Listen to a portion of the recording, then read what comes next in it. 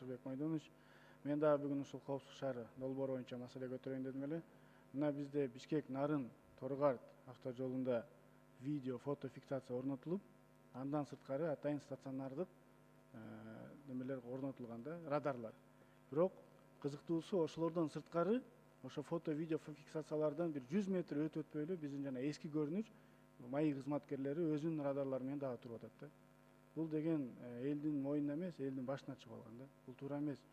Бул коопсуз шаар долбооруна түздөн түз принцибине туура келбейт. Алар керек болсо ал жерде турмак турсун, ал жерде кыскартылыш керек ал МАИ кызматкерлери. Ушуга сиз тапшырма берсеңиз, МВД өзүнүн приказын чыгарса, кайсыл жерде коопсуз шаар долбоору иштесе, ал жерде МАИ кызматкерлери өзүнүн радарлары менен турбаш керек. Бул туура эмес.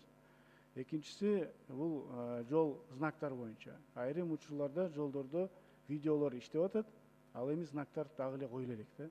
Андай учурларда знактар коюлмай сайын видеолор иштебей туруш керек. Андан сырткары, ошол коюлган знактар боюнча комиссия бир сыйра иштеп, ошолордун карап чыгыш керек болуп атат.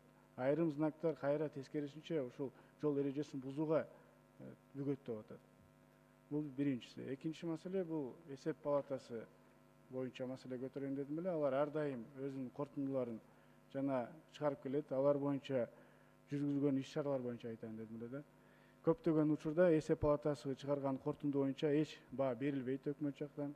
Корутундунун алкагында эч бир кызматкер жоопко тартылбай келет да. Мисал катары айтып кетсем, 2016-жылы телефондон сүйлөшпөй турбайбы Ашыр Камчыбек? Же мен бирөөгө сүйлөп атамбы? Ашырбек Майдонович, ушуну менен экинчи жолу эскертүү болуп атат бүгүн. Биз анда сүйлөп эле коелу, анда сиз телефон менен сүйлөшүп алыңыз анда. Элдин маселесин көтөрөбүз, биз ойногон жокпуз. Угуп коюңуз да, жазып коюңуз да.